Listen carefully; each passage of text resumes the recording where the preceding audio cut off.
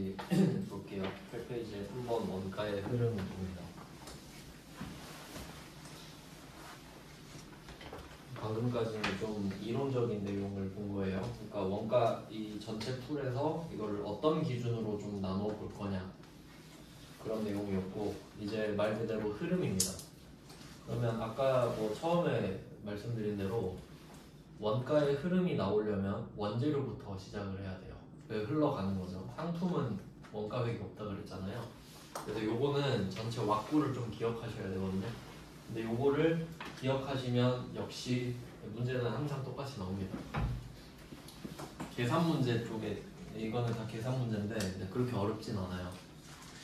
좀 옆으로 쭉 써볼게요. 3개 써야 되거든요. T 계정을 쓸 건데 원재료, 제공품, 제품 이렇게 써보겠습니다.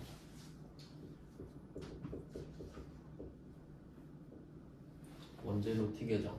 그러면 이 원재료라는 계정 과목만 모아서 보는 게 T 계정인데, 그럼 이게 원재료가 자산이잖아요. 그럼 자산은 차변의 증가, 대변의 감소죠. 그러면 이때 이 원재료라는 자산이 증가하는 사유를 차변에 적고 감소하는 사유를 대변에 적을 거예요. 그러면 원재료가 우리 입장에서 증가하는 사유를 생각해 보면 작년에 쓰다가 남은 거 올해 받고 시작하는 거. 그러니까 사실 생긴 건 아니지만 회계는 이제 1년 단위로 끊어서 보기 때문에 1월 1일 기준으로는 작년에 쓰던 원재료가 나한테 넘어오는 거거든요. 그럼 0에서 그 전기에서 2월 된 게 생기는 거예요. 그래서 그걸 기초 재고라고 해요. 기초 원재료, 뭐 전기 2월 이렇게 표시하기도 합니다. 전기에서 2월 됐으니까 기초 원재료가 되겠죠. 그럼 이걸 가지고 쓸 수 있는 거고, 근데 이것만 쓰는 게 아니죠. 올해도 새로 사오겠죠. 원재료는 사와야 되니까 매입이라는 방법으로 원재료를 늘릴 수도 있겠죠. 그래서 기초에서, 그러니까 전기에서 2월 된 걸 받는 거랑 새로 사오는 게 원재료를 늘리는 방법입니다. 그럼 이게 두 개를 합치면 사용이 가능한 원재료 이렇게 부를 수 있겠죠. 다 사용이 가능하니까. 그럼 이제 원재료가 어떻게 감소하냐라고 하면 원재료가 감소하는 방법은 크게 두 가지가 있죠. 첫 번째는 사용하는 방법이 있겠고, 두 번째는 그냥 기말로 넘기는 방법이 있겠죠, 이번에도. 근데 이제 우리가 배운 거를 여기다 좀 추가를 해보면 이게 사용이거든요. 사용을 하면 비용 처리가 되는 겁니다, 이때. 그러니까 여기서 중요한 한번 생각해 보면 원재료는 자산이잖아요. 그럼 만약에 여러분이 뭐 10을 기초로 받았어요. 그리고 매입을 100을 했다고 합시다. 근데 이 중에 여러분이 한 뭐 70을 쓴 거예요. 자, 그러면 원재료가 생길 때는 자산이죠. 그러면 이때 총합이 자산 110이었단 말이에요. 근데 이 중에 70을 썼잖아요. 그러면 자산이 70 없어진 거죠. 그럼 이게 비용이 되는 거예요. 여기서 포인트는 원재료는 자산이고 사용하는 것만 비용이 된다. 그래서 실제로 계정 과목이 원재료 B예요. 이거 중요합니다. 실제로는 그냥 참고하시면 돼요. 여러분이 뭐 이거 분개할 일은 없는데 원재료와 원재료 B가 다르다는 걸 설명해 드리는 거예요. 그리고 계정 과목으로 치면 원재료 B인데 우리 처음에 그 요소 배웠잖아요. 뭐 제조원가의 요소, 직접 재료비, 직접 노무비, 제조간접비, 이게 3요소인데, 자, 여기서 이 사용한 거 있죠. 이게 직접 재료비예요. 이게 곧 직접 재료비가 됩니다. 뭐 이런 느낌인 거죠. 그리고 또 이제 분계를 한번 좀 섞어볼게요. 여러분이 배웠던 것 중에 그 기억나는지 한번 테스트 해보겠습니다. 여러분이 갖고 있는 원재료를 기부했다. 뭐 이런 문제 풀어본 적 있으시죠? 원재료 갖고 있던 거 기부했다. 원재료는 원래 제품 만들려고 사온 거죠. 근데 원재료를 기부하고 있어요. 근데 원재료가 사라지긴 했잖아요. 그때 뭔가 분계할 때 포인트 기억나세요? 조교팔. 조교팔 타계정으로 대체. 그걸 여기에 또 따로 써주는 거예요. 타계정 대체. 대변의 자산 감소였던 거 기억나시죠? 그러니까 따로 써주는 겁니다. 뭐 여기서 그냥 10이라고 가정해 볼게요. 그러니까 얘도 고려를 해주는 겁니다. 우리가 분계에서 배웠던 거예요. 그러면 기말은 자연스럽게 내가 처음에 110을 갖고 있었는데 70은 썼고 제품 만드느라 썼고 10은 기부했고 그러면 남아있는 게 30밖에 없겠죠. 그럼 이 30은 올해 끝났으니까 버리고 내년 기초가 될 거예요. 올해 기말은 난 버렸으니까 내년 기초는 이걸 들고 기초 30으로 시작하겠죠. 이게 계속 반복되는 거예요. 그리고 분계는 뭐 이런 식으로. 근데 여기서 포인트는 이게 직접 재료비가 된다라는 거죠. 그러면 아까 또 배운 거랑 또 종합을 해야 돼요. 그러면 직접 재료비가 생겼어요. 얘가 직접 재료비가 되는 거고.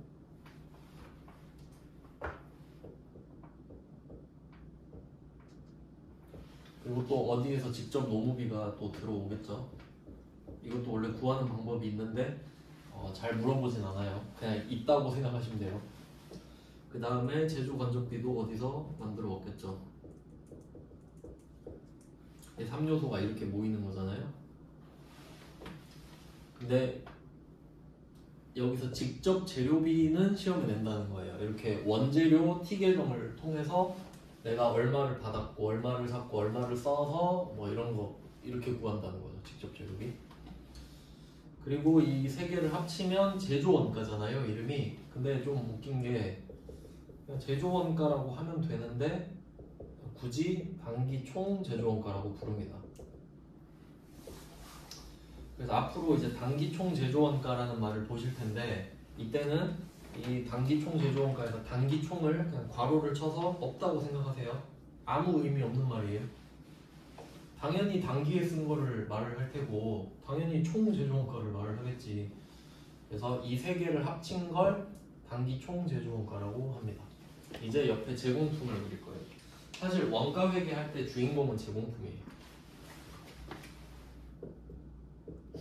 제공품은 덜 만들어진 애들이죠. 그러면 제공품이라는 계정이 왜 있는지 한번 생각해 볼게요. 여러분이 원재료를 사온 이유는 제품을 만들기 위해서잖아요. 근데 원재료 사서 제품 만들면 되지 뭐하러 제공품을 만드냐라고 하면 12월 31일에 끊기 때문이에요. 우리는 12월 31일에 강제로 딱 그만 멈춰 하고 회계 처리를 해야 되죠. 그때 덜 만들어진 애들이 있을 수밖에 없잖아요. 그러니까 제공품이 있는 거예요. 만약에 시간이 무한정 연속으로 흘러가면 제공품은 없어요. 그냥 원재료 제품, 원재료 제품 이렇게 될 거거든요. 근데 중간에 끊으니까 야 너 덜 만들어진 애 뭐야? 전 제공품인데요. 이렇게 되는 거예요. 필연적으로 그럴 수밖에 없죠. 자 그러면 제공품도 작년에 덜 만들어진 애들이 있겠죠. 그럼 그거 계속 받아서 만들어야 될 거 아니에요.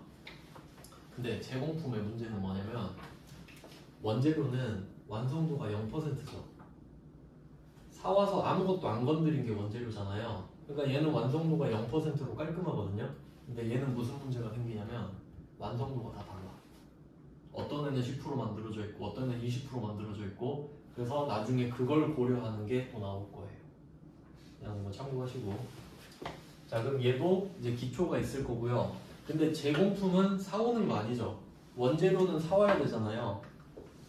제공품은 만들다가 덜 만들어진 거죠. 그러면 아까 우리가 재료비 쓴 거, 인건비 쓴 거, 제조간접비 합친 게 단기총 제조원가라 했죠. 이만큼 덜 만들어진 게 늘어나요.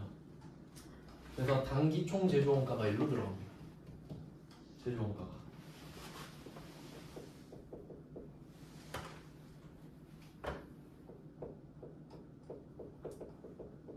여기서 이제 숫자는 별로 의미가 없어요. 적용할 이거 설명하려고 그냥 숫자를 쓴 겁니다. 숫자는 그렇게 큰 의미는 없습니다. 지금 여기서 자리가 중요해요. 그래서 결론은 원재료에서 사용한 걸 직접 재료비로 빼서 나머지 2명 모아서 단기총 제조원가가 되고 이쪽으로 넘어온다는 겁니다. 그러니까 여기서 포인트는 원재료만 넘어오는 게 아니라는 거지. 합친 게 제조원가니까. 그 다음 이제 제공품으로 갈게요. 그럼 제공품은 어떻게 없어지냐면 제품이 돼야 없어지는 거예요. 그러니까 제공품이 완성이 되면 완성도 100%가 되면 제품으로 바뀌어버리잖아요. 그러면 제공품은 사라지는 거지. 대신 그게 제품이 돼버리니까 제품으로 대체되는 거니까 그러면 이때 나가는 게 완성이 됐다라는 거거든요. 그럼 얘는 제품 제조 원가예요. 제품을 만드는 데 쓴 돈이라는 거죠. 근데 여기도 단기총 여긴 제품 제조 원가라고 그냥 쓰나? 아마 그랬던 것 같은데 제품 제조 원가라고 그냥 쓰면 문제 풀 수 있어요. 그러니까 처음에 뭐가 문제가 되냐면 보시면 단기 총 제조 원가, 단기 제품 제조 원가, 단기 제품 제조 원가다. 이렇게 되면은 그게 그거 같잖아요. 근데 다르죠? 총 원가는 그냥 우리가 쓴 걸 말을 하는 거고 제품 제조 원가는 제품을 만들 때 들어간 돈만 이야기하는 거거든요. 그래서 이 두 개 구분 잘 하셔야 됩니다. 이게 포인트예요. 이제 잘 틀리면 이게 틀리는 거죠. 단기 총 제조 원가는 제공품의 왼쪽이죠. 인풋이에요. 인풋. 제품 제조 원가는 아웃풋이고. 그리고 뭐 얘도 적용팔 있을 수 있겠죠. 그냥 뭐 있을 수 있다 생각하시면 되겠고. 그리고 얘도 기말로 또 뺄 거 아니에요. 그럼 얘도 기말이 기초되고 계속 순환하겠죠. 이런 느낌입니다. 그러니까 제공품이 여기서 주인공이에요. 단기총 제조원가도 받고 완성되면 보내주고 이렇게 되거든요. 자, 그러면 지금 원재료랑 제공품을 봤는데 여기서 한번 끊고 이제 제품이에요. 실제로 소속이 다릅니다. 여기서 또 포인트가 있는데 원재료, 제공품, 제품 이렇게 했잖아요. 근데 소속이 달라요. 소속도 한번 위에 써드릴게요.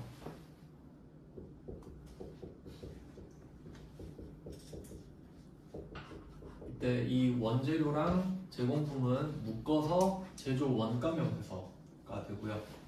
제조하는데 쓴 돈을 적어놓은 명세서다. 그리고 제품, 얘도 그럼 사실 제조 원가 명세서에 있어야 되는 거잖아요. 얘는 손익계산서예요.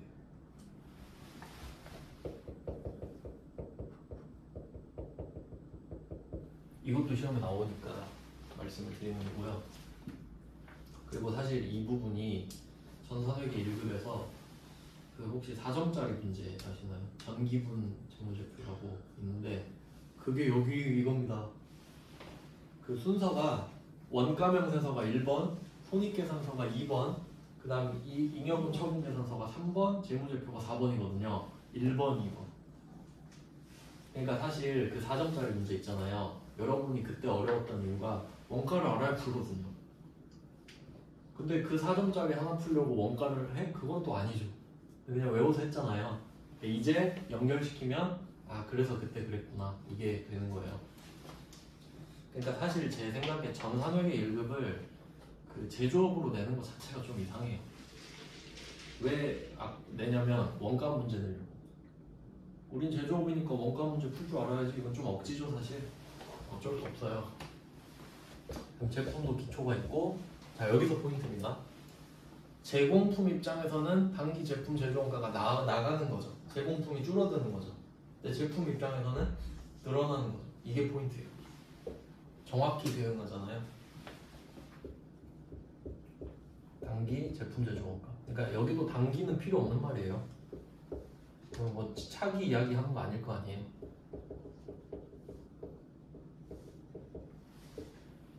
자, 뭐 이런 식으로 되겠죠. 그러니까 얘는 바로 받는 겁니다. 이걸. 그리고 뭐 기말 있겠고 타규정 대체 당연히 있고요. 자 그러면 제품이 없어지는 방법을 생각해 보세요. 제품 타계정도 물론 있을 수 있죠. 만들어서 기부할 수도 있잖아요. 근데 가장 정상적으로 사라지는 거는 판매죠. 판매. 그러면 이 제조 원가는 매출 원가가 되잖아요. 이게 원가의 흐름입니다. 원재료, 제공품, 제품 이렇게 세 개 있고 이 원재료랑 제공품 사이에 단기총 제조원가 있는 거. 그러니까 사실은 네 개죠. 이걸 알면 문제를 다 풀 수 있거든요. 그러면 제가 포인트를 좀 몇 개 짚어드리고 문제를 풀게요.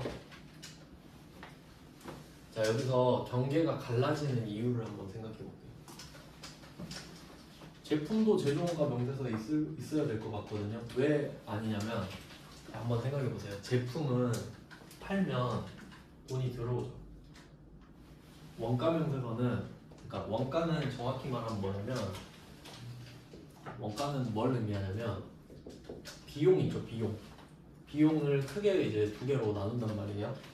이게 여러분이 그 비용 이야기는 일상적으로도 많이 하잖아요. 내가 쓴 돈이 영양가가 있어. 그럼 원가라고 해요.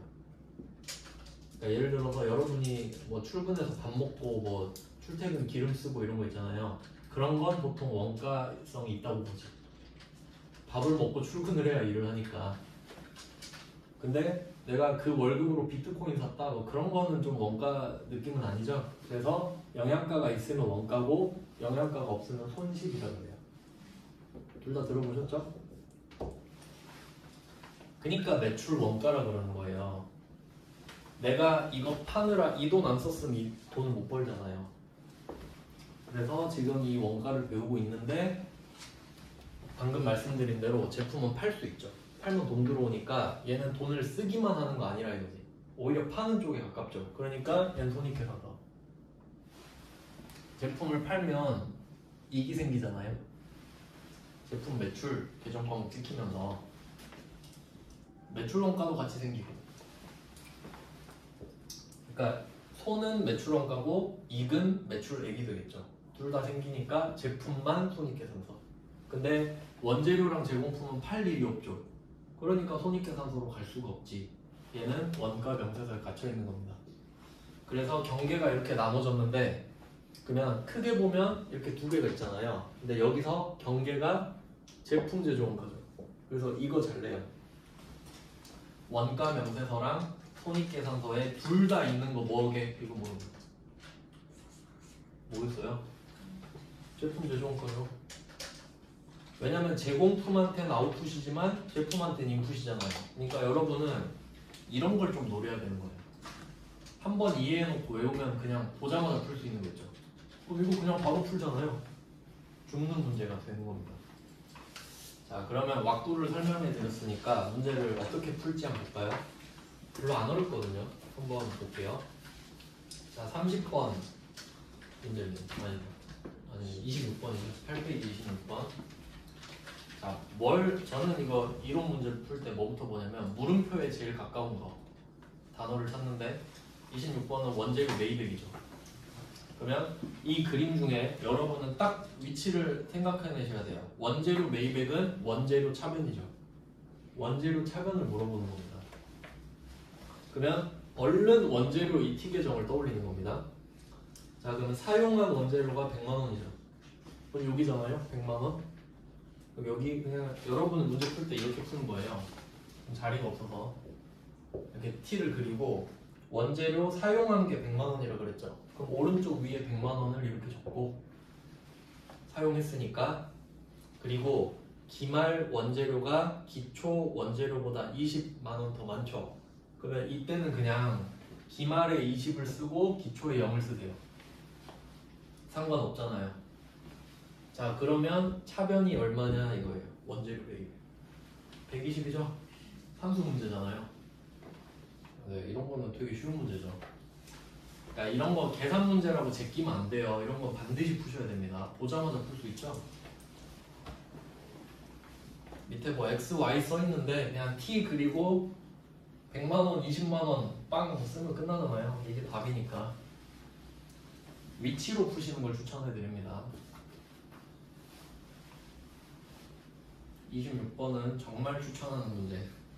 근데 구조를 알아야 이게 쉬운지도 알 수 있겠죠. 그 다음에 이제 27번으로 한번 가볼까요? 난이도 순으로 나름대로 해놨는데 27번 역시 원재료 매입액이죠. 그러면 딱 보고 뭘 떠올려야 되는지 생각을 해볼게요. 그럼 지금 기초 원재료 재고액이 있고 기말 원재료 재고액도 있거든요. 그러면 사용액을 알아야 매입액을 알 수 있죠. 4개 중에 찾는 거니까. 그러면 이 문제 같은 경우는 기초 기말은 줬단 말이에요. 원재료에서. 그럼 기초가 400, 기말이 500. 그러면 내가 매입액을 알아야 되니까 얘가 뭔지를 알아야겠네. 역추적해야 되죠. 근데 26번은 알려줬잖아요. 그리고 이제 27번에 아까 배운 걸 써먹어야 됩니다. 이게 단기 총제조원가에서 직접 재료비를 찾는 구조거든요. 그러면 27번에 그 박스 안에 세 번째 줄 보시면 단기 총제조원가는 가공원가의 20%다. 이렇게 나오면 조금 어렵죠. 그러니까 가공원가가 직노제간이거든요. 그럼 한번 다시 정리해볼게요. DM 직접 재료비, DL 직접 노무비, OH 제조간접비 이렇게 세 개가 있었는데 이 두 개를 합쳐서 가공원가라고 했고 이걸 다 합쳐서 제조원가라고 하잖아요. 네, 이렇게 일단 정리가 된 겁니다. 이게 단기 총 제조원가예요. 그러니까 이게 처음에는 조금 이제 인풋이 많아야 되지만 해놓고 나면 좀 편해요. 문제 풀기가. 그 정도까지 반열에 오르는 게 좀 힘들긴 하지만 여기 있는 문제 다 풀면은 그렇게 되실 거예요. 그럼 이렇게 정리하고 한번 보면은 단기 총 제조원가는 가공원가의 200%다 라는 말은 가공원가가 DL, OH 합쳐서 100%면 얘가 총 200%라는 소리고 이 말은 가공원가랑 DM이랑 같다는 소리죠. 네, 이렇게 푸셔야겠네.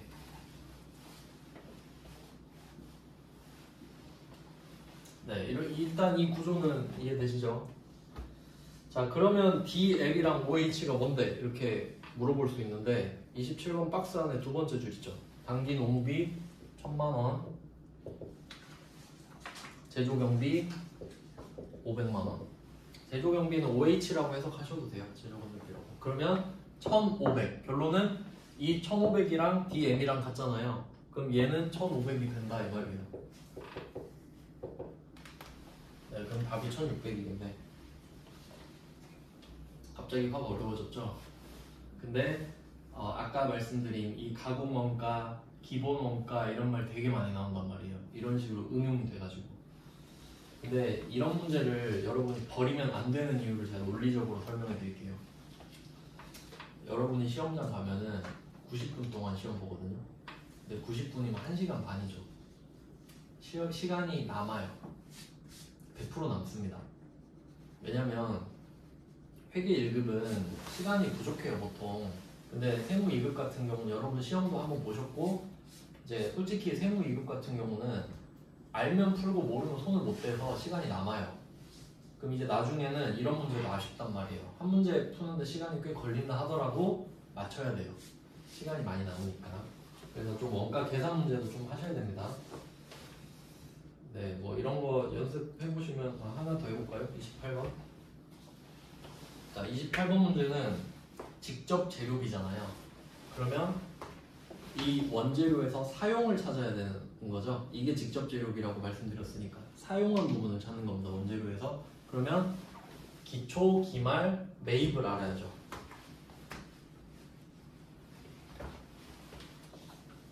네, 기초, 기말, 매입을 한번 찾아볼게요.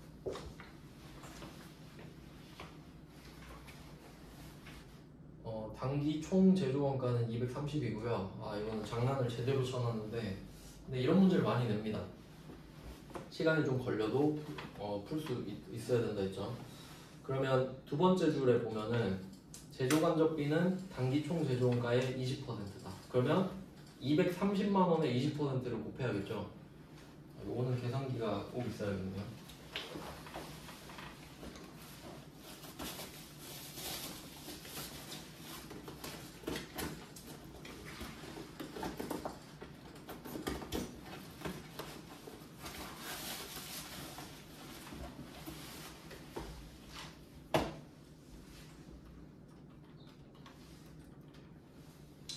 그럼 제조간접비는 일단 20% 해서 46만 원 나왔습니다.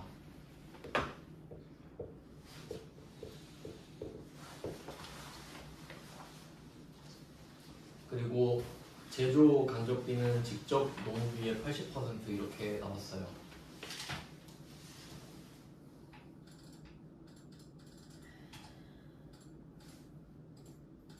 제조 간접비가 46만 원이니까 제조 간접비가 직접 농업비의 80% 하면 밑에 해도 보시면 나누기 80% 돼 있죠. 이런 구조가 좀 많이 나오거든요. 그러니까 얘가 알고 보니까 직접 농업비의 80%였다 이렇게 되니까, 그러니까 뭐 나누기 80 곱하기 100을 하셔도 되는데 그게 결국 나누기 0.8이죠. 57만 5천 원, 이게 100%다 이 말을 하고 있어요. 얘는 직접 농업비가 되겠죠. 그러면 지금 이 OH랑 DL을 구했단 말이죠. 그럼 얘 두 개를 이제 합치면 46만 원인데, 이 두 개가 가공원가고 지금 우리가 직접 재료비를 찾아야 되잖아요. 그럼 이게 합쳐서 230만 원이 돼야 되니까 여기서 DM이 얼마냐 이거죠. 그러면 방금 이 46만 원, 57만 5천 원을 합친 거를 230만 원에서 빼면 126만 5천 원 이런 식으로 나오는 거죠. 이건 좀 연습 많이 해보셔야겠죠. 네, 뭐 이런 식으로 이 앞쪽은 비슷하니까 이게 퍼센트 나오는 거는 솔직히 연습밖에 답이 없습니다.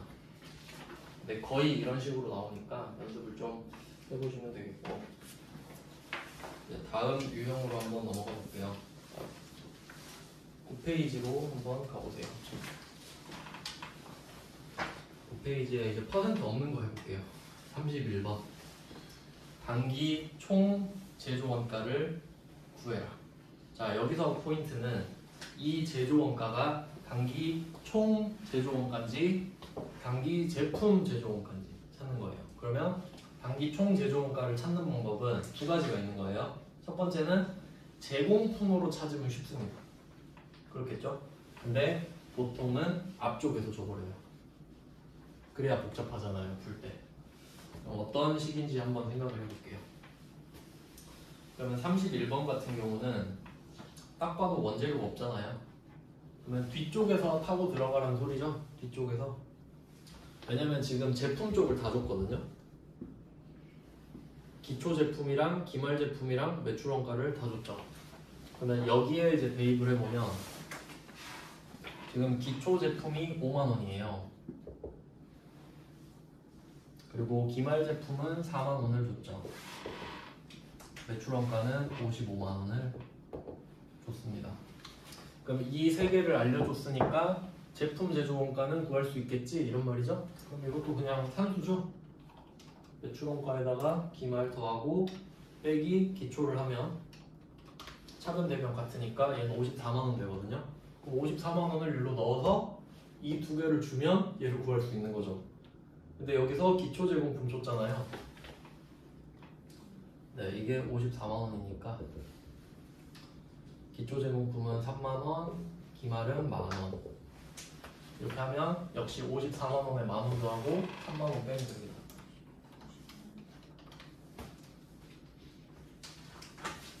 네, 이렇게 하면 52만 원인 거죠. 그러니까 좀 대충, 그러니까 결론은 이 왔고 아는지 물어보는 거죠. 네, 처음은 여러분도 답답하실 건데 어쩔 수 없습니다. 그래봤자 여기서 한 문제 정도 나올 거거든요. 그렇지만 절대 포기하시면 안 돼요. 이게 원가의 기본이라서 한번 해놓으시면 평생 써먹을 겁니다. 그러니까 너무 복잡한 계산은 하지 마시고 31번 이 정도는 하실 수 있잖아요. 그림 그려가지고. 그 다음에 32번 이거 좀 쉽네요. 32번은 보너스 문제. 제조 원가에 포함될 금액인데 요거는 우리 분계 칠 때 분계할 때 앞에 500번 쓰는 비용들 있죠. 그것만 찾으란 소리예요. 엄청 쉽죠. 자, 그러면 처음부터 보면 간접 재료비 있는데 간접 재료비는 OH죠. 제조 간접비. 제조 간접비는 제조 원가 당연히 맞죠. 그 다음에 뭐 아까도 나왔는데 아래로 일단 내려가 보면 제조 공장장 급여 이것도 간접 노무비인데 상관없죠? 그러니까 제조가 붙기만 하면 지금 다 되는 거잖아요. 그래서 결론은 영업부 3개 빼고 다 더해라. 이건 뭐 더하는 건 일도 아니니까 그냥 영업부 3개 X표 쳐놓으시면 되겠고요. 그 다음에 33번. 이거 중요합니다. 이게 제 생각에는 최근 트렌드가 될 것 같다. 왜냐면 저번 회차에 나온 거예요. 그러니까 제가 이거 이론 문제를 보면서 느끼는 게 뭐냐면 저는 세무사 시험 공부를 하고 있잖아요. 거기서 문제를 많이 갖고 와요. 그러니까 수준을 상당히 많이 높여놨어요 요새. 왜냐면 그 나눌 이유가 없잖아요. 그러니까 여러분이나 저나 원가를 한다 그러면 똑같이 알아야 되는 건 맞잖아요. 물론 저는 좀 더 정확하고 많이 알아야 되긴 하지만 근데 좋은 방향이라고 생각해요. 그럼 33번을 제가 쉽게 푸는 법을 알려드릴게요. 지금 보험료를 찾으라 그러죠. 근데 이때 당월 지급액이 있고 전월 미지급액이 있고 당월 미지급액 나와요. 이거 나오면 진짜 많이 틀리거든요. 왜냐면 거의 포기해요. 그냥 뭔 말인지 모르니까. 저는 이걸 현금흐름표 하면서 제대로 알았는데 자 어떻게 푸는지 알려드릴게요. 자 당월 지급액 있죠. 그럼 이거는 여러분이 현금으로 10만원 준 겁니다. 맞죠? 그러면 대변에 현금 10만원을 씁니다. 분계로 찾는 방법인데 엄청 쉬워요. 이렇게 하면 자 대변에 현금 10만원 안 어렵죠? 자 그리고 이제 여러분이 어렵게 느낄 전월 미지급액이랑 당월 미지급액 있죠. 자 그럼 생각해보세요. 둘 다 미지급액이거든요. 그럼 미지급액은 부채죠. 자 그러면 전월 미지급액이랑 당월 미지급액이 1년 차이란 말이에요. 한 달 차이란 말이에요. 맞죠? 그러니까 전월 미지급액은 기초, 그 다음 당월 미지급액은 기말 이런 식으로 해석하면 되거든요. 자 그러면 늘었는지 줄었는지 보세요. 3만원에서 2만원 됐죠. 미지급액이 3만원에서 2만원 됐잖아요. 그럼 부채 만원 줄었죠. 자 그러면 자리가 어디예요? 차변이에요? 대변이에요? 부채 만원 줄면 차변이죠. 그러면 그냥 부채 만원 이렇게 써요. 줄었잖아요. 자 그러면 현금 10만원 나갔고 부채 만원 줄었죠. 그러면 차변에 9만원 남죠. 그럼 이게 뭘까? 보험료. 보험료 얼마인지 찾고 있잖아요. 이렇게 찾는 게 좋아요. 저도 스킬을 배우거든요 문제 풀 때. 그럼 이게 보험료 9만원이다. 근데 여기서 끝 아니죠. 제조 간접 원가로 계상해야 되는 보험료니까 이게 제조랑 영업으로 나눠져 있잖아요. 그럼 이 중에 80%라 그러죠? 9, 8에 70이 하면 72,000원이잖아요. 아시겠죠? 제 생각엔 이것보다 빠른 방법은 없습니다. 이 정도면 기억하실 수 있죠? 그러니까 만약에 이럴 수도 있잖아요. 만원이 늘어났어. 만원이 늘어났다 그러면 만원 대변에 쓰고 11만원이겠죠. 그러니까 이거는 그냥 차변 대변 원리를 이용하는 거예요. 네, 제가 세무사 강의에서 들은 걸 알려드렸어요.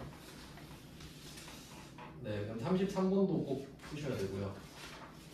그 다음은 2페이지입니다.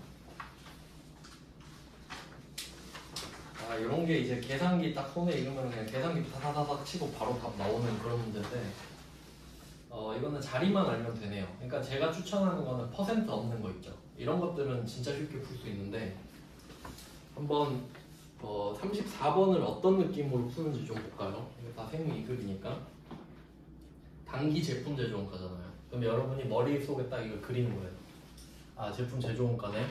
그러면 제품으로 구할 수도 있지만 제공품으로 구해야 될 수도 있겠다. 근데 상식적으로 생각해봐요. 제품으로 잘 안 주겠지. 너무 쉽잖아요. 그럼 3개 주면 끝나버리잖아요. 그럼 이거는 분명히 앞에서 타고 들어가라 하겠구나. 자 그러면 해볼게요. 자 기초 원재료 50, 기말 원재료 5만, 단기 원재료 매입액 이 3개를 묶으세요.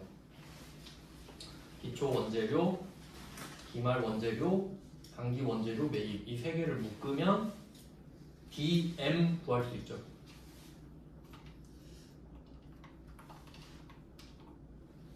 제가 그냥 구해서 알려드릴게요. 165만원 나와요. 구하는 방법은 아시죠? 50 더하기 120 마이너스 5만 165만 원이에요. 자, 그리고 그 세 개 묶은 거 DM 써놓으시고 직접 노무비 옆에 있죠? DL 그 다음에 제조간접비 OH잖아요. 이걸 또 세 개 묶어야 되죠. 그럼 또 더해야죠? 150 더하고 200 더하고 그럼 이게 제조원가잖아요. 단기총 제조원가. 자, 여기까지 온 거예요. 단기총 제조원가. 그럼 이제 제공품 기초 기말만 알면 돼. 자, 그럼 여기서 기초 제공품 40만 원 더하고 빼기 기말 제공품 50을 빼면 505만 원 나와요. 그러니까 이게 구조만 머릿속에 있으면은 진짜 계산기로 1분도 안 걸리는 문제예요. 퍼센트가 없기 때문에. 퍼센트가 제일 어려워요. 네, 이런 문제고요. 34번은 할만하다. 그럼 여기서 두 개를 X표 쳐야겠죠. 기초 제품 재고랑 단기 매출원가 X표 치시면 되겠죠. 여기서는 쓸 수 없는 자료예요. 왜냐면 기말 제품이 없잖아요. 기말 제품이 없으면 어떻게 찾아? 그래서 의미 없는 자료입니다. 그 다음에 35번 매출원가. 아, 이거는 엄청 쉬워 보이는데? 딱 봐도. 그러면 매출원가는 이제 제일 좋은 방법이 기초 제품, 기말 제품, 단기 제품 제조원가 이렇게 알려주면 되잖아요. 근데 여기서는 이걸 바로 알려준 게 아니라 기초 제공품이랑 세트로 줬죠. 그럼 얘도 한번 3개 묶어볼까요? 35번은 기초 제공품이랑 기말 제공품이랑 단기 총 제조원가 3개를 묶으세요. 그 3개를 묶으면 제품 제조원가가 되겠죠. 그럼 제품 제조원가는 이렇게 구하고요. 50 더하기 200 마이너스 100 하면 이게 단기 제품 제조원가 150이거든요. 여기에다가 기초 제품 40 더하고 기말 제품 45 빼면 145만 원이에요. 어떤 느낌인지 아시겠죠? 이거는 이제 여러분이 좀 반복해보시고 이제 말문제로 다시 가겠습니다. 여러분의 이제 목표는 말문제가 주가 될 테니까. 자, 이제 11페이지로 넘어왔습니다. 11페이지 37번 문제입니다. 그러니까 원가 명세서 나오고 혼익계산서 나오고 재무상태표 이야기를 하고 있네요. 그러면 일단 옳지 않은 거 3번 바로 보시면 원가 명세서의 단기 제품 제조원가는 재무상태표의 매출원가에 계산된다. 밑에 바로 해설 보시면 뭔가 이상하잖아요. 우리 지금 원가 명세서랑 손익계산서라고 말씀드렸는데 재무상태표가 아니라 손익계산서죠. 매출원가니까. 네, 매출원가는 아예 그냥 다 틀렸네요. 밑에 해설을 그냥 보시면 돼요. 손익계산서의 단기 제품 제조원가가 된다. 매출원가에 계산된다는 것 자체도 틀렸고. 일단 틀린 거는 제거를 했어요. 그럼 이거 방금 말씀드린 거 있죠? 이 37번의 답 3번을 어떻게 해석해야 되냐면 제조 원가 명세서의 단기 제품 제조원가는 결과적으로 제공품의 제품 제조원가를 말을 하는 거고요. 손익계산서의 단기 제품 제조원가는 제품의 제품 제조원가. 그러니까 얘 두 개 이야기하는 거죠. 원가 명세서의 제품 제조원가는 손익계산서의 제품 제조원가에 계산된다. 두 개 같을 거 아니에요? 그 말입니다. 그러면 나머지도 한번 볼게요. 37번 1번 원가 명세서의 기말 원재료 재고액. 원재료 자산이잖아요. 당연히 재무상태표의 원재료겠죠. 다음 2번 기말 제공품의 원가는 당연히 재무상태표의 제공품일 거고요. 그 다음에 4번 손익계산서. 얘는 소속이 손익계산서랬죠? 당연히 얘도 마찬가지입니다. 기말 제품은 재무상태표의 제품이다. 이 정도는 좀 쉽네요. 그 다음에 38번 원가 명세서에서 제공하고 있는 거. 그럼 이거 보는 순간 원재료 제공품이다. 원재료 제공품. 근데 1번 매출원가 보이네요? 매출원가는 제품 거죠? 바로 1번이네요. 이거 바로 주워 먹어야죠. 다음에 39번입니다. 단기 제품 제조 원가. 그럼 이거는 500번 비용 뭐 이 정도로 생각하시면 될 것 같은데 답을 바로 볼게요. 39번에 3번. 기말 제품 원가. 요거는 방금 보셨듯이 재무상태표 쪽이거든요. 그리고 두 개 영향 미치죠. 제품 같은 경우는 기말은 재무상태표고 매출 원가는 손익계산서 쪽이잖아요. 네, 그래서 얘는 해설 보시면은 제품 원가, 그러니까 단기 제품 제조 원가 원가 명세서가 아니라 손익계산서 쪽에 영향을 받는다, 그렇게 보시면 되겠습니다. 그러니까 이 소속을 가지고 묻는 문제도 꽤 나오는 거죠. 네, 밑에 다 똑같은 문제니까 한번 확인해 보시면 될 것 같고요. 혼자 보시라고 답도 다 달아놨어요. 네, 그 다음은 이제 12페이지. 요것도 좀 잘 나오고 쉽습니다. 요 부분. 12페이지 보조 부문 원가 배분. 얘는 계산 문제도 있긴 한데 계산 문제는 별로 이제 추천은 안 드립니다만 말 문제는 정말 쉽게 나와요.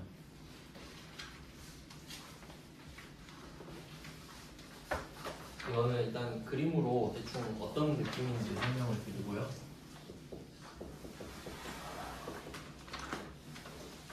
이제 뭐 부문이라고 하는데 부문은 그 좀 같은 일을 하면서 돈을 쓰는 집단 이 정도로 생각하시면 되는데 뭐 보조 부문 하면 보통 문제 풀면 뭐 식당 부문하고 수선 부문 이해를 돕기 위해서 처음에 한번 설명을 해드릴게요. 그러니까 우리 회사에 식당 부문이 있고 수선 부문이 있다고 할게요. 그러면 이거는 우리 회사 직원들이 식당 부문 가서 밥 먹겠죠. 뭐 고장난 거 있으면 수선 부문 가서 고치겠죠. 뭐 이런 내용이에요. 그 다음에 제조 부문. 제조 부문은 뭐 진짜 제조를 하는 건데 보통 뭐 절단 부문 이런 게 많이 나왔던 것 같고 조립 부문 뭐 이 정도 있을 수 있겠네요. 부문은 더 많을 수도 있는데 시험에서 보통 두 개 나와요. 자, 그럼 이런 느낌으로 부문이 나눠져 있단 말이에요. 그러면 돈을 쓰는 곳이 네 곳이죠. 자, 그리고 이 과정을 거쳐서 우리가 제품을 만들어요. 제품 A, B 만든다고 합시다. 그러면 우리가 돈을 쓰는 게 이 네 군데란 말이에요. 그러면 원칙적으로는 어떻게 해야 되냐면 식당에서 A 주고 수선에서 A 주고 절단 A 주고 조립 A 주고 이렇게 4개씩 A, B로 나눠줘야 돼요. 자기가 쓴 돈을. 그러면 너무 복잡하거든요. 4개씩 이렇게 주면은. 그래서 이렇게 하는 거죠. 보조 부문은 제조를 하는 건 아니죠. 그러니까 이 보조 부문이 제조 부문한테 몰빵해 주는 거예요. 일단 우리가 쓴 돈 너네가 썼다고 그냥 가정해버리자. 두 개로 합쳐버리자. 그러면 이때 뭐 총액이 뭐 X라고 하고 Y라고 하면 이 금액은 X 플러스 Y가 되겠죠. 얘네들한테 몰빵을 해줘버리니까 자기네들이 쓴 돈을 일로 더해버리는 거예요. 자, 그러면 얘네들은 돈 다 줘버리고 없잖아요. 그럼 이제 두 개만 남죠. 그럼 이제 얘는 이제 없다고 쳐버리고 이걸 이렇게 A랑 B로 나눠주고 A로 B로 나눠주고 끝. 이걸 하자는 거거든요. 그러니까 우리는 요걸 하는 겁니다. 이 박스 안에 거. 그러니까 궁극적으로 하고 싶은 게 이거란 말이에요. 그러니까 두 개씩으로 나눠주면 편하잖아요. 그러니까 이걸 하기 위해서 이 박스 안에 있는 요 화살표를 하자 이 말이에요. 이게 보조 부문 원가 배분이에요.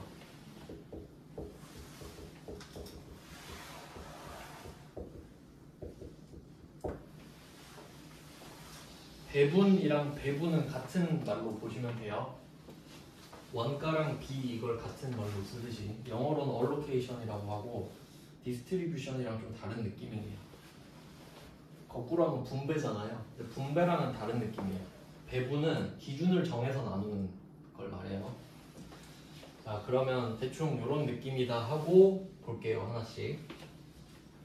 42번. 제조간접비. 그래서 아까 뭐 다시 한번 꺼내볼게요. 우리가 그 제조 원가를 말할 때 dm, dl, OH 이렇게 말을 한다고 했잖아요. 근데 여기서 이 DM이랑 DL은 추적이 가능하죠. D가 직접이잖아요. 그러니까 이건 안 봐도 뻔하다 이 말이거든요. 그래서 얘네들은 할당한다고 하고요. 근데 원가 회계 전체로 보면은 이 DM과 DL은 안 중요해요. 왜냐면 그냥 사실 그대로 적용되잖아요. 전혀 고민할 게 없거든요. 근데 문제는 얘예요. 제조원가의 주인공은 제조간접비예요. 얘를 어떻게 분배할 거냐가 원가의 핵심인 거예요.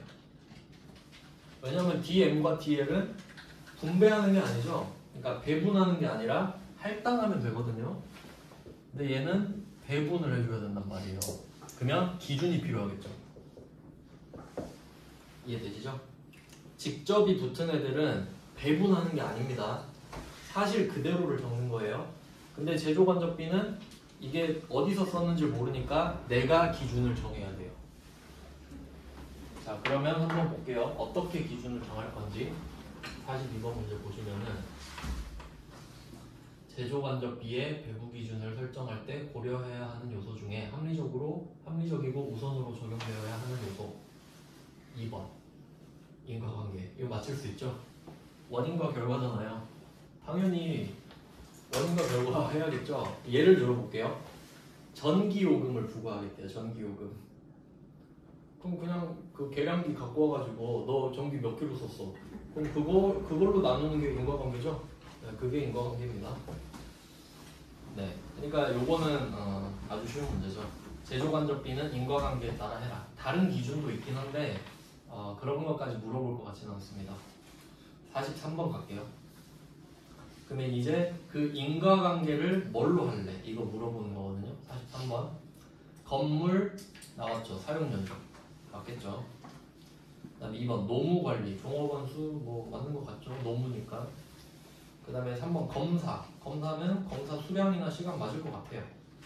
그 다음에 4번 구매부문. 기계시간? 전혀 상관없죠. 그러니까 이런 거 맞힐 수 있어야 돼요. 인과관계랑 상관없는 거. 네, 44번은 똑같은 문제고요.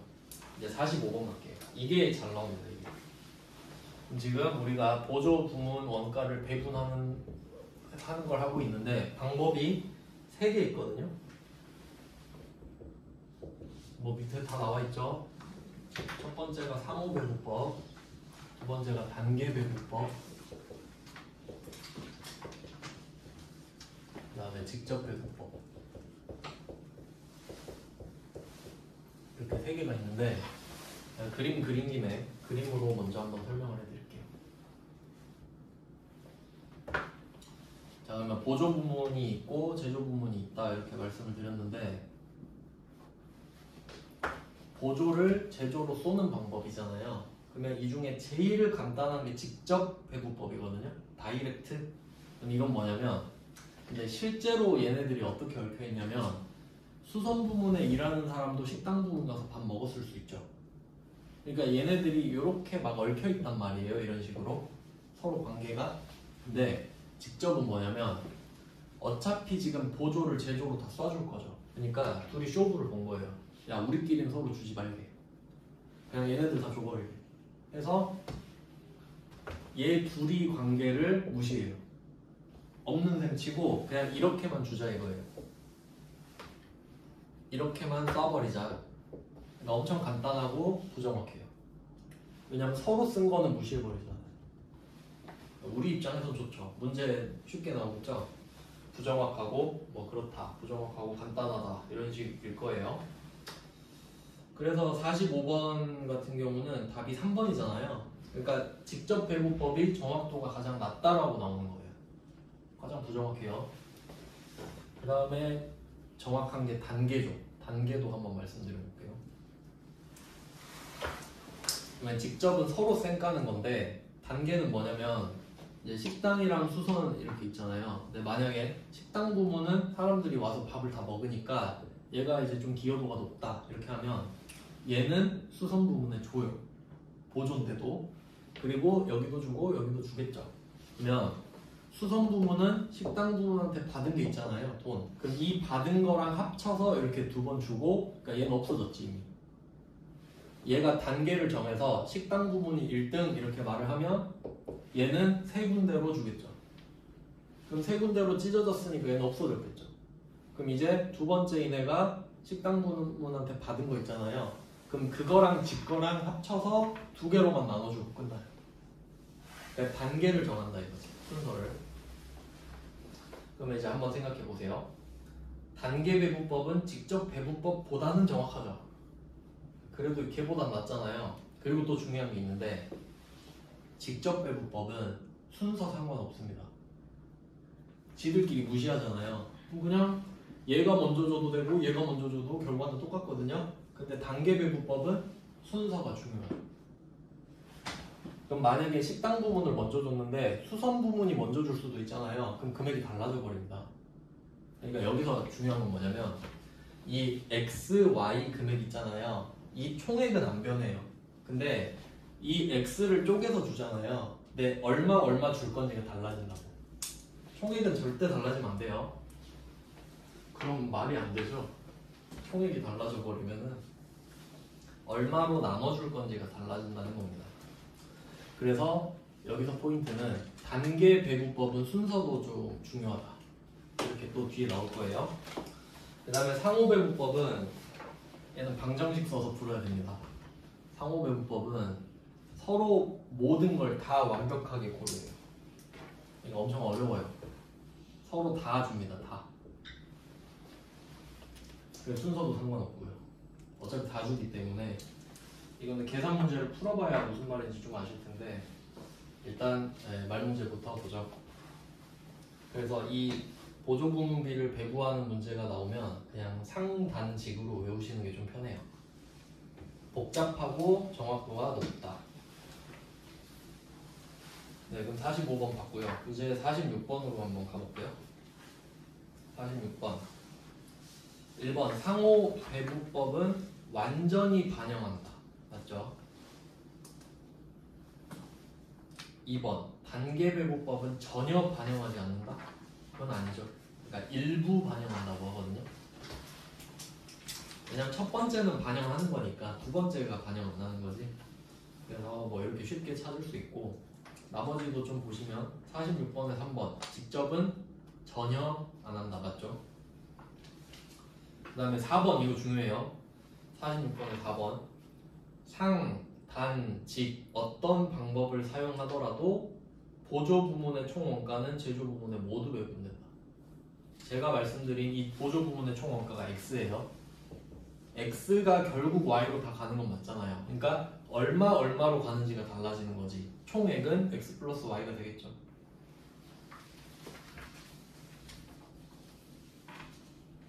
자, 다음 페이지로 가볼게요. 말 문제라서 그냥 쓱 보면 되거든요. 그 다음에 47번입니다. 13페이지에 47번 1번 직접 배분법을 사용하면 보조 부문 원가가 다른 보조 부문에 배분되지 않는다. 서로 쌩까기로 했잖아요. 근데 이게 문구가 조금씩 달라질 수 있기 때문에 잘 보셔야 돼요. 그러니까 직접은 보조끼리 배분 안 하는 겁니다. 보조끼리 무시하는 거. 그 다음 47번에 2번 단계는 가장 먼저 배부되는 보조 부문 원가는 다른 보조 부문에 배부되지. 이거 말장난인데 그래서 제가 순서 보여드렸죠. 식당 부문에서 가장 먼저 배부가 되면은 다른 보조 부문에 배부가 되잖아요. 그러니까 말장난 친 거예요. 가장 먼저 배부되는 애는 다른 보조 부문에 줘야지. 근데 안 된다 그랬잖아요. 그러니까 이게 대충 알면 틀리는 거예요. 그래서 2번이 틀렸고요. 배부된다가 맞고 그 다음에 3번 상호배분법 순서에 따라 달라지지 않는다. 그러니까 좀 요약을 해볼까요? 상단직 3개 있잖아요. 그러니까 여기서 순서가 중요한 거. 상호는 순서 상관없고 단계는 순서가 상관이 있고 직접은 순서가 상관이 없어지는 겁니다. 그러니까 결론은 단계 배분법만 순서가 중요하죠.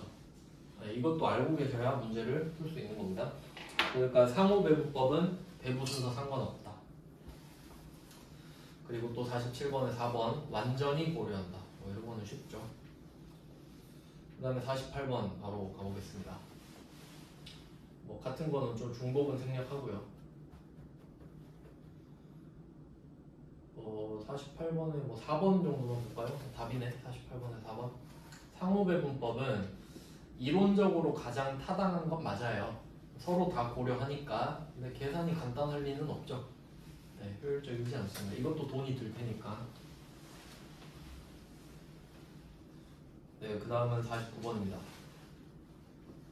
49번 1번의 직접배분법은 오로지 제조 부문에만 한다. 이 말이 보조 부문끼리는 안 한다. 이런 식으로 패러프레이징 된 거 잘 확인하시고. 49번의 2번 단계는 배분이 끝난 보조 부문의 원가를 다시 배분하지 않는다. 이 말은 배분이 끝난 보조 부문 있잖아요. 얘가 1순위예요. 1순위가 2순위한테 주고 끝났잖아요. 근데 2순위가 1순위한테 다시 주면 무한반복이야. 주고 또 계속 주고 주기만 하다가 안 끝나죠. 그러니까 절대로 첫 번째는 주고 끝내야 됩니다. 다시 배분하면 안 돼요. 네, 그 다음에 49번에 3번이 답으로 나왔는데 상호배분법은 순서가 상관없다 그랬죠? 필요가 없습니다. 알고 계시면 바로 찾을 수 있고요. 4번은 넘어가고 뭐 어떤 느낌인지 아시겠죠? 이렇게 쉽게 찾을 수 있어요. 알고 계시면은. 네, 그리고 뒤쪽에 14입니다. 52번까지 보고 오실게요. 계산 문제는 이따가 한번 맛보기로 보여드리고 52번 그럼 한번 바로 찾을 수 있나 볼까요? 보조 부문들 간의 배분 순서를 정한다. 여기서 답 나와야 되죠? 단계 배분법입니다. 4. 바로 찾을 수 있죠? 왜냐면 순서에 영향받는 게 단계밖에 없으니까 그렇습니다. 좀 좋은 문제네요, 이런 거는. 계산 문제는 여러분이 선택을 하셔야 되는데 이따가 볼게요. 10분 쉬고.